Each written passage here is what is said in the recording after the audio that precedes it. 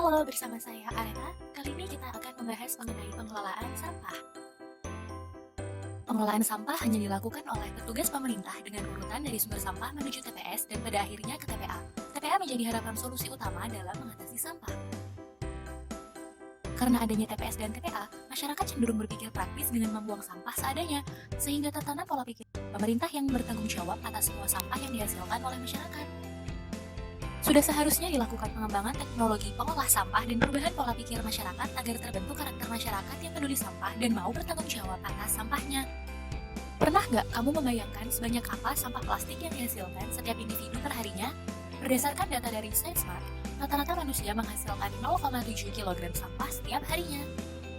Pengelolaan sampah yang efektif diperlukan agar jumlah sampah tidak terus meningkat. Ini PR besar memang, tapi pengelolaan sampah efektif ini tidak sulit dilakukan. Dimulai dari rumah masing-masing, ditularkan ke lingkungan terdekat, dan diharapkan menjadi gaya hidup yang masif.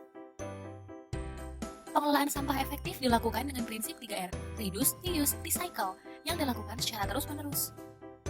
Akan kita bahas mengenai pengelolaan sampah dengan pemanfaatan maggot dan cacing tanah untuk pengkomposan dan pembuatan kerajinan tangan dan eco-brick.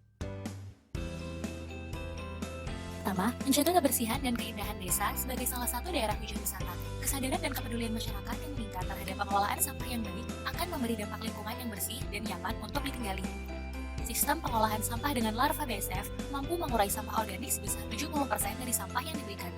Sisanya merupakan sampah bertekstur kasar dan hasil pupuk organik yang telah diurai oleh maggot. Kerajinan tangan yang dilakukan warga dapat dilakukan untuk menghias lingkungan desa maupun mempercantik interior rumah pribadi. Masyarakat desa yang terbiasa dengan pemanfaatan sampah dengan benar, berperilaku hidup bersih dan sehat akan menciptakan lingkungan yang bersih dan sehat, sehingga mendapatkan keuntungan lain yaitu secara tidak langsung mengurangi biaya pengobatan anggota keluarganya yang sakit akibat sanitasi lingkungan yang buruk.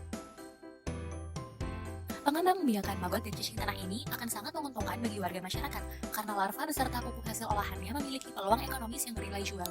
Penjualan kompos serta maggot akan menambah pendapatan kelompok, dan dana tersebut tentunya dapat dikembalikan pada individu maupun dikelola kelompok untuk pembangunan sarana dan prasarana di kampung. Cacing tanah dengan jenis yang umum dikembangbiakan yaitu cacing tiger, cacing tanah merah, dan cacing afrikan.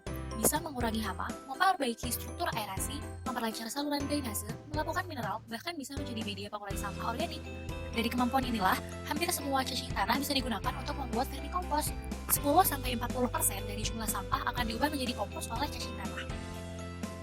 Dengan meletakkan cacing tanah dan sisa-sisa buah, sayuran, roti, gandum, dedaunan, ampas, cangkang telur di wadah berupa kotak kayu atau plastik dengan kondisi yang lembab, cacing tanah akan dapat mengurai sampah tersebut selama 40 hari hingga berubah menjadi pupuk atau yang kita sebut vermicompost. Sedangkan maggot akan mengolah sampah organik yang lembut seperti daging, buah, nasi untuk menjadi pupuk organik dengan kandungan nutrisi yang lebih banyak dibandingkan kompos biasa. Selain itu, maggot yang dihaluskan menggunakan blender dapat dijadikan pakan ternak. Sebagai informasi, harga jual maggot yang berumur 14 hari yang dapat digunakan sebagai pakan untuk hewan ternak berkisar Rp18.000 per kilogram. Dan untuk pakan kering yaitu maggot yang sudah dijemur hingga kandungan kadar airnya 12% memiliki harga Rp32.000 per kilogram. Kemudian, kompos hasil olahan sampah lunak oleh maggot dapat laku dengan harga Rp5.000 per kilogram. Titik penimbunan sampah liar berkurang. Hal ini juga berkaitan dengan jumlah sampah yang dibawa ke TPA, karena jumlahnya akan semakin menurun sehingga bahan bakar yang digunakan oleh armada sampah menjadi berkurang. Adanya interaksi antar individu dalam masyarakat akan memberikan pengaruh positif bagi kehidupan bermasyarakat. Selain itu, juga adanya peningkatan pengetahuan dan kapasitas masyarakat dalam mengelola lingkungan. Pembangunan yang berkelanjutan dapat berarti supaya hidup lebih bermakna, tidak sekedar pemenuhan kebutuhan, pengelolaan sampah yang berkelanjutan dan terintegrasi fokus pada pengelolaan sampah sebagai multi-aktor. Terdapat 3 dimensi utama pada pengelolaan sampah, yaitu stakeholder, elemen sistem sampah, dan aspek keberlanjutan. Nah, agar program pengelolaan sampah yang baik menjadi proses yang berkelanjutan bagi masyarakat, maka dapat dilakukan hal-hal sebagai berikut. Yang pertama, produk kerajinan tangan hasil olahan sampah organik diberi merek dagang dengan konsep yang menarik agar bernilai jual tinggi. Yang kedua, masyarakat bersama perangkat desa melakukan evaluasi rutin setiap bulan untuk disesuaikan dengan perubahan yang terjadi, khususnya pada bidang sanitasi lainnya, pada tata ruang, pada perubahan strategi dalam bidang lingkungan, ataupun pada hasil rekomendasi audit lingkungan kota yang terkait dengan kegiatan pengelolaan sampah. Dalam evaluasi tersebut, terdapat indikator-indikator sebagai penanda kemajuan dan membantu mengukur perubahan pengelolaan sampah yang dilakukan oleh masyarakat, seperti membuat persentase, tingkatan, dan perbandingan dari angka hasil produk olahan sampah yang telah dilakukan. Selanjutnya, dengan terus-menerus menjalankan konsep berusaha mengurangi jumlah sampah yang diangkut dan ditimbun di TPA secara bertahap. Dilanjutkan dengan sosialisasi pemilahan sampah kepada masyarakat, Mengadakan lomba kebersihan, pendampingan kepada masyarakat pelaku pengelolaan reuse, recycle, pembinaan kelompok pengelola sampah.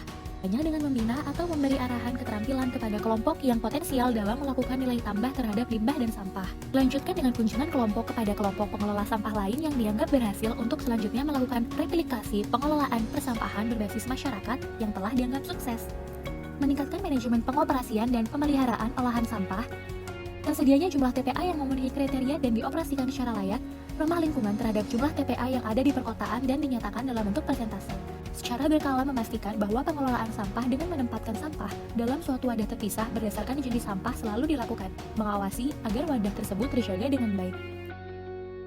Kemudian mengupayakan pendapatan dari hasil pemrosesan sampah dengan jual atau berikan sampah yang telah dipilah kepada yang memerlukan, misalnya kepada para pembiak cacing tanah, maggot, pembuat ekobrik, pembuat kerajinan tangan dari sampah.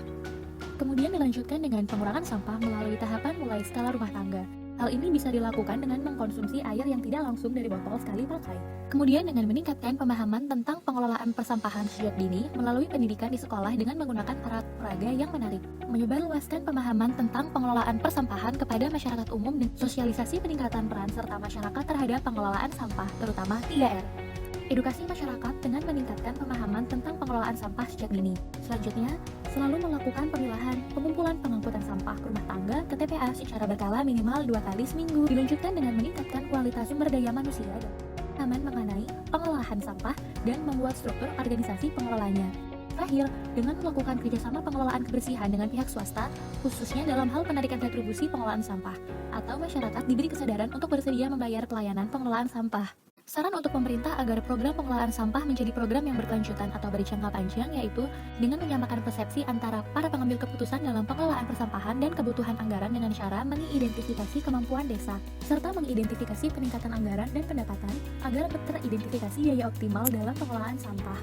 Pemerintah daerah sebagai fasilitator secara berkala memulai, mendanai, dan mengawasi pelaksanaan dari proyek pemanfaatan olahan sampah hingga masyarakat dapat menanganinya sendiri, menyediakan kebutuhan lahan TPA dan lahan serta bangunan bagi masyarakat untuk melakukan pengelolaan sampah. Jika masyarakat lemah dalam hal pendanaan, maka tugas fasilitator adalah membantu mencari jalan keluar agar masyarakat mampu mendapat pendanaan yang dibutuhkan, tetapi harus dilakukan secara hati-hati, jangan sampai membuat masyarakat tergantung. Memfasilitasi masyarakat untuk mencapai tujuan pengelolaan sampah secara baik dan berkesinambungan. Jika masyarakat mempunyai kelemahan di bidang teknik pemilahan dan pengumposan, maka tugas fasilitator adalah memberikan kemampuan masyarakat dengan berbagai cara, misalnya dengan memberikan pelatihan. Lembaga dan badan yang berperan dalam pengawasan dan pengendalian baik secara teknis operasional, administratif, maupun dampaknya terhadap lingkungan ikut terlibat dalam memberikan umpan balik guna perbaikan sistem pengelolaan sampah. Selanjutnya, membentuk organisasi pengelola sampah proporsional dan berimbang, birokrasi yang pendek, dan penugasan yang jelas dan teratur. Membuat peraturan terkait penarikan retribusi sampah untuk sumber domestik dan non-domestik. Dalam hal ini perlu ditetapkan besaran tarif yang dikenakan, serta lembaga yang berhak untuk melakukan pemungutan untuk kemudian mengoptimalkan penggunaan anggaran yang tersedia untuk melayani konsumen yang berpotensi membayar retribusi kebersihan. Melakukan permajaan sarana dan prasarana kebersihan. Membentuk UPT persampahan yang berperan aktif menyelenggarakan pelayanan pengelolaan sampah bersama Dinas Pengelola Persampahan Kabupaten, serta menangani infrastruktur dan pelayanan perkotaan seperti Dinas Pasar Pengelola Kebersihan Pasar. Program pengelolaan sampah terpadu yang melibatkan seluruh stakeholder yang ada perlu dilakukan agar semua pihak dapat berperan dalam pengelolaan sampah. Dan yang terakhir adalah memberi insentif pada masyarakat yang membeli barang hasil daur ulang sampah. Maka dari itu, pengelolaan sampah efektif adalah kunci untuk lingkungan yang bersih, aman, dan nyaman. Pengelolaan sampah efektif juga wujud tanggung jawab kita sebagai manusia. Yuk, mulai sekarang demi bumi yang sehat di masa depan.